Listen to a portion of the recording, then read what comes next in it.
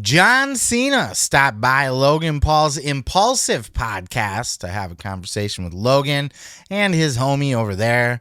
Sat down for about 2 hours, about a 2-hour-long podcast, which was a two-parter because John Cena was also doing, apparently filmed a episode for, he's got a show coming out on Roku, where John Cena, it's called What Drives You, and John Cena's talking with people, obviously, about, what motivates them in life, but he does it in a car.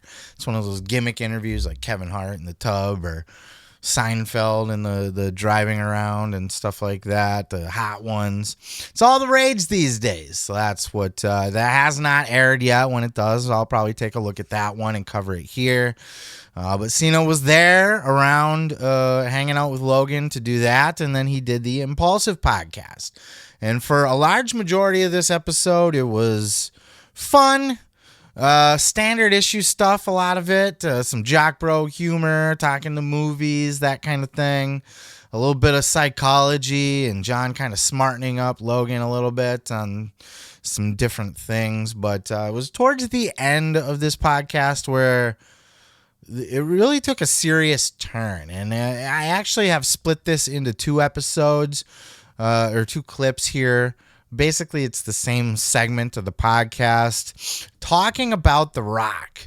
And in this clip right here for John Cena, this was Logan Paul asking John Cena about working with The Rock at WrestleMania, and that whole thing where John Cena exposed The Rock's writing on the wrist tape there, writing his promo on the wrist tape, and how messy it got from there real quick. Cena opens up about it and doesn't hold back. Check out this clip.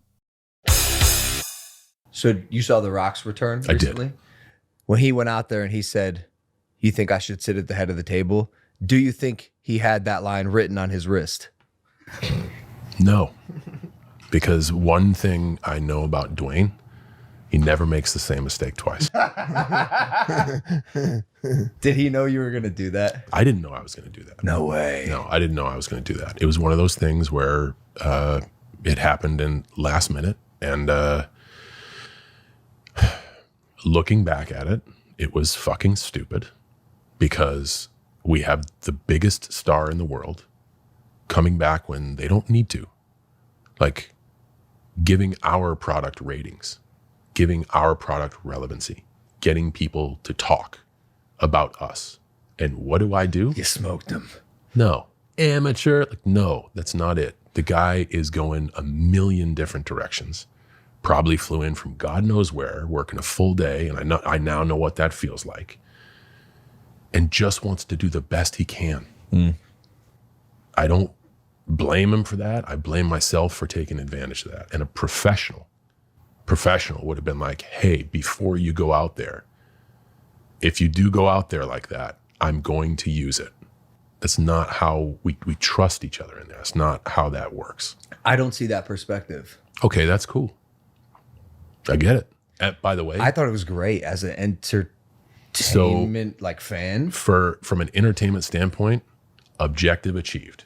Gained interest. Box office was crazy. Yeah. Set pay-per-view buy rates. Sometimes in the fight game, it gets a little gray. Yeah. But we're all on the fucking same team out there, man. And you got to have trust. What if he said in no? a boxing ring, then I don't use it. Really? Then I don't use it. But what about the box office? I would entertain another way. There's more than one way to solve a creative puzzle. Yeah. Yeah. I wanted to sell tickets.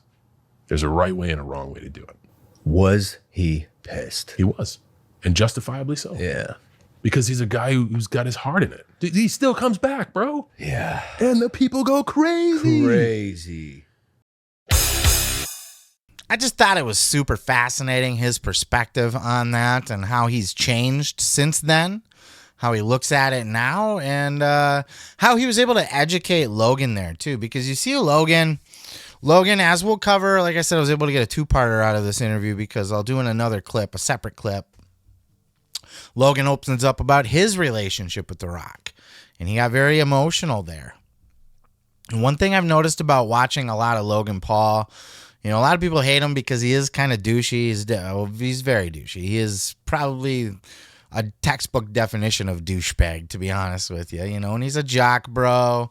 And all, you know, he's got the scandals with the NFT gimmick and that kind of thing. And then obviously the Japanese forest thing that he got a lot of heat for back in the day. But I feel I am a pretty good judge of character. And I really have always thought that Logan was a good dude who has issues, misguided. Like, I think he's got a really good pure heart in there. And he wants to do the right thing and has the best of intentions. But he's also kind of a douchebag moron. and I don't necessarily mean that. I like Logan Paul, but he, you know, you can see it in him in some of the actions that he does, and you could see it in that clip, like John kind of educating him on, like, yes, box office, but we're all on the same team here.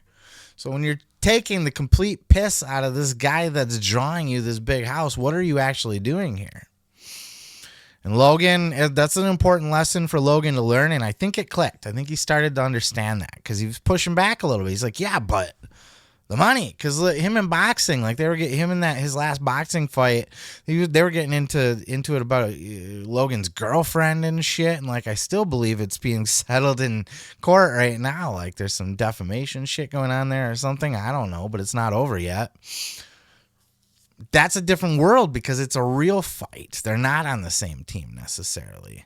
But even then, they are kind of to a certain extent.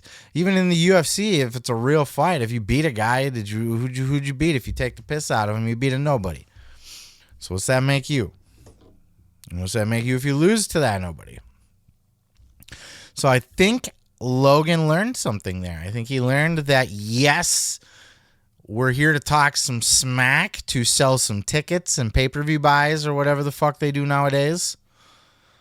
But at the end of the day, we all are trying to make the WWE as much money as possible. And if I destroy The Rock in a promo, how much money can that affect the amount of money that The Rock can make the company in the future? Is that going to hurt business? What if the fans do turn on The Rock? Then what? Now we lost this megastar. Or they lose faith in The Rock, or Cena ruins his credibility, all to just go, ooh, I got a good zinger in there. And yes, it was entertaining as fuck.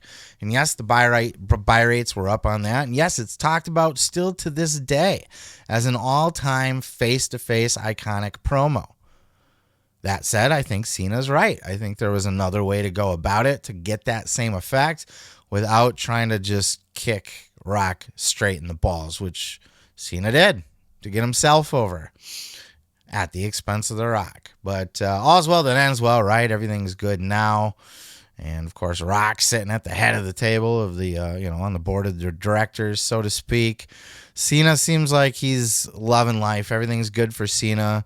And he still has that passion for WWE. And it does sound like he wants to get back in there and have at least one last match over in London for a WrestleMania in London. When he came out and made that announcement when they were in London, I think he meant it. I think that was not only his way of gauging to see, but hinting that might be something that's in the works, and that could be his retirement match. That could be his Ric Flair's versus Shawn Michaels match, the win, lose, or draw, the final career-ending match of John Cena.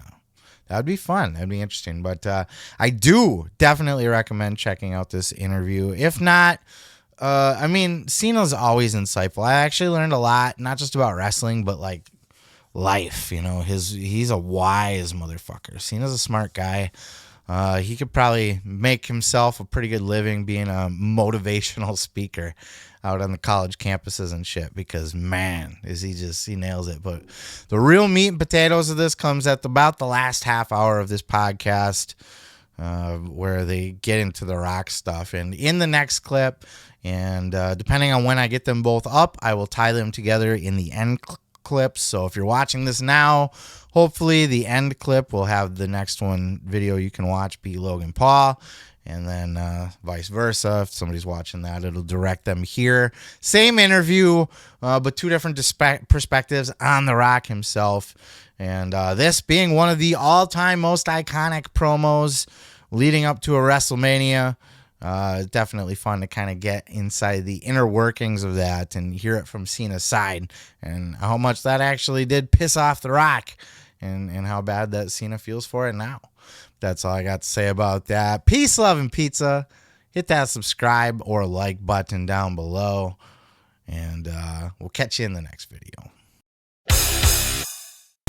Let me tell you something, brother. You can check out full episodes each and every Sunday right here on this channel, dude.